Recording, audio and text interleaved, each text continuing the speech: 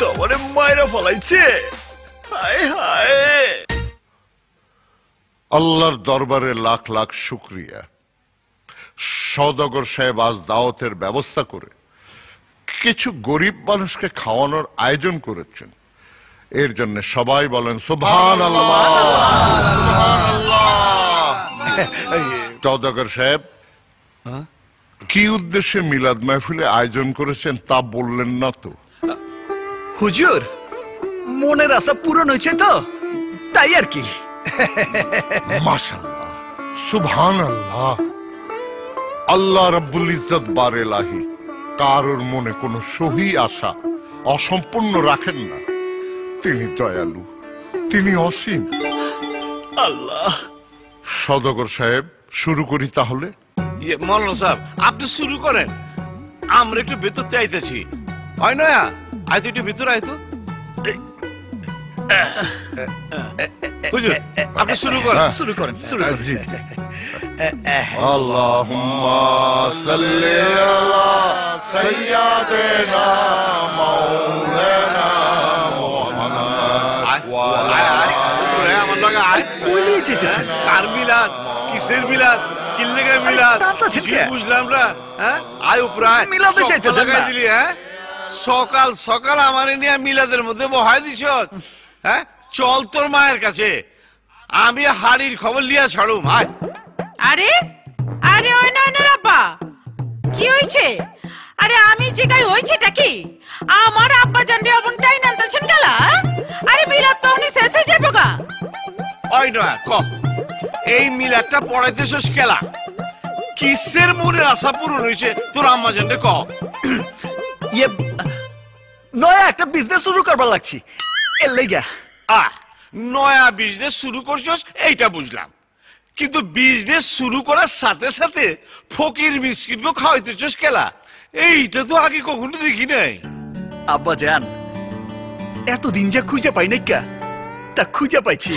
হায় আল্লাহ, আমার আব্বা জানে কয় কি? আরে কান মাইয়া দেখতে কেমন ঠিকানা কি? মর জ্বালা, তুমি আবার কি কও তালে বেতালে? আরে মোর ঝালা, ওহনো বুঝবার পারেন না কা? আমার আব্বা জানে কি খুঁজে পাইছে। কি খুঁজে পাইছে? আরে আমাগর বউ মারে, আমার আব্বা জানে লাভ ম্যারেজের জিনিস। ও আব্বা জান দেখতে কেমন, কার মাইয়া ঠিকানা কি তাড়াতাড়ি কও, আমি অক্ষণে তারে এই বাড়ির বউ বানায় নিয়ে আসুম। এত কিছু তো জানি না আম্মা জান। আব্বা জান, মাইয়াটার নামটা তো এখনো জানলাম না।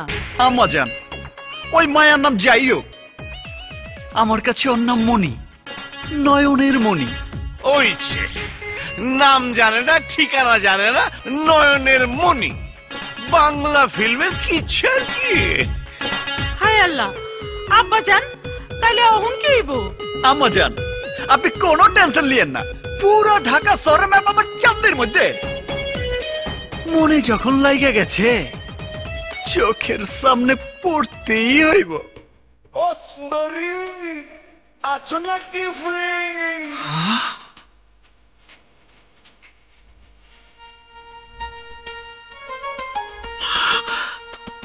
পড়ছি।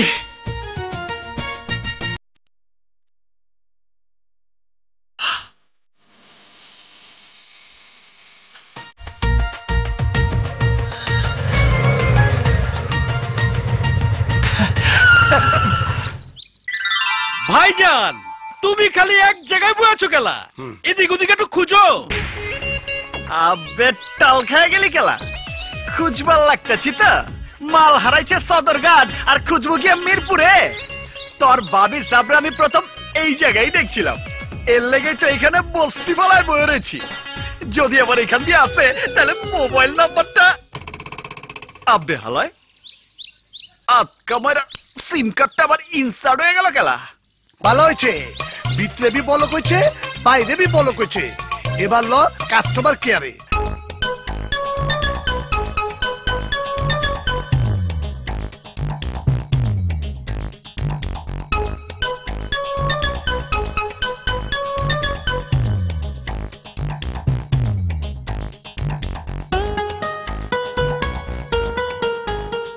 এই যে শোনেন,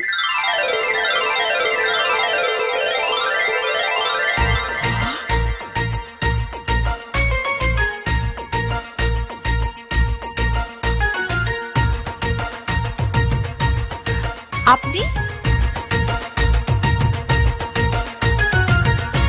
এক্সকিউজ মি, আমি আপনাকে কিভাবে হেল্প করতে পারি বলুন, আপনার প্রবলেমটা কি?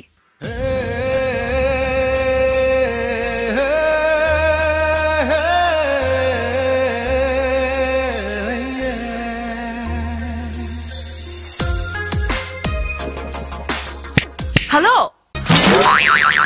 What happened?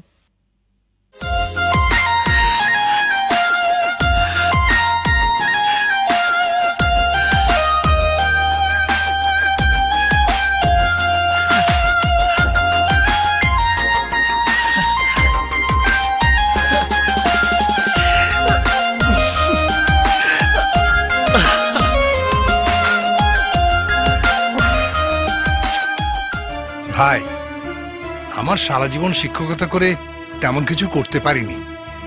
ছেলে মেয়েদের ভবিষ্যতের কথা চিন্তা করে কখনো খেয়ে কখনো না খেয়ে একটা জমি কিনেছিলাম।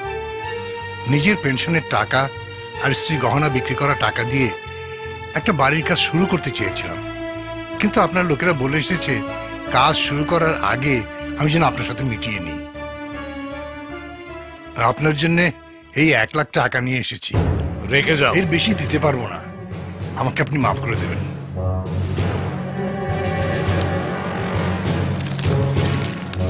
আর আপনার লোকদের বলে দেবেন যাতে। আহা, যাও তো, বলে দেবো, যাও। জি, আসসালামু আলাইকুম।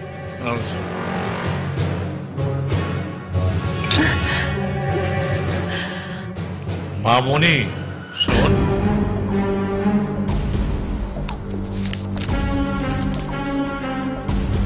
কেন তুই আমার প্রেস্টিজ নষ্ট করার জন্য চাকরি করিস? টাকাগুলো নেবা, পছন্দ মতো শপিং করিস। না, আমি এ টাকা নেব না। অস্ট্রেলিয়া থেকে ফিরে আসার পর তুই কি একটা চাকরি নিয়েছিস? যতবার তোকে টাকা দিয়েছি ততবারই ফেরত দিয়েছিস, কেন? ওই পাপ জড়ানো টাকা আমার লাগবে না। বাবা হিসেবে আমার দায়িত্ব সন্তানকে মানুষ করা। সন্তানের জানার দরকার নেই বাবা কোথা থেকে টাকা নিয়ে আসবে। যতদিন দেখিনি ততদিন বলিনি, কিন্তু যখন চোখের সামনে অসহায় মানুষগুলোকে নীরবে তাদের শেষ সম্বল থেকে তোমাকে খুশি করার জন্য নিরুপায় হয়ে চাঁদা দিতে দেখি, তখন তো চুপ থাকতে পারি না। তোকে এসব না ভাবলেও চলবে। যখন দেশের বাইরে ছিলাম তখন ভাবিনি, সে সময় মনে হয়েছিল আমার বাবা পৃথিবীর সবচাইতে ভালো বাবা। বান্ধবীদের কাছে যখনই জানতে চেয়েছি বাবা মার মধ্যে কে বেশি প্রিয়, সব বান্ধবী বলতো বাবা, কারণ সব মেয়েরাই নাকি বাবার ভক্ত হয়। আমিও তার ব্যতিক্রম ছিলাম না। সবার মতো গর্ব করে বলতাম আমি আমার বাবার চোখের মণি। তাই বাবা আমাকে মণিকে না ডেকে মণি বলে ডাকতো। বাবার কথা বলতে গিয়ে বুকটা গর্বে ভরে যেত। কিন্তু অস্ট্রেলিয়া থেকে ফিরে এসে যখন বুঝতে পেরেছি আমার বাবা একজন চাঁদাবাজ, স্মাগলার, দেশের একজন শীর্ষ সন্ত্রাসী, মানুষের রক্ত বিক্রি করা টাকা থেকেও আমার বাবাকে চাঁদা দিতে হয়, তখন থেকে তোমাকে বাবা ডাকতে ঘৃণা হয়। ঘৃণা। মনিকা, বড্ড বেশি কথা বলছিস তুই। এই জন্য কি তোকে বিদেশ থেকে লেখাপড়া শিখিয়ে এনেছি? এটাই তো আমার দুর্ভাগ্য। না জেনে তোমার অবৈধ টাকায় আমাকে লেখাপড়া করতে হয়েছে। যখন জানতে পেরেছি আমার দেহে মিশে আছে জোর করে কেড়ে আনা মানুষের ঘাম ঝরানো টাকা, যখন বুঝতে পেরেছি আমার শরীরের প্রতিটি রক্তকণায় মিশে আছে মানুষের রক্ত মাখানো টাকা, তখন ইচ্ছে করছিল দেহটাকে ক্ষত বিক্ষত করে বের করে দিই সমস্ত রক্ত, কিন্তু পারেনি। কেন পারেনি জানো? ওই মানুষটার জন্য।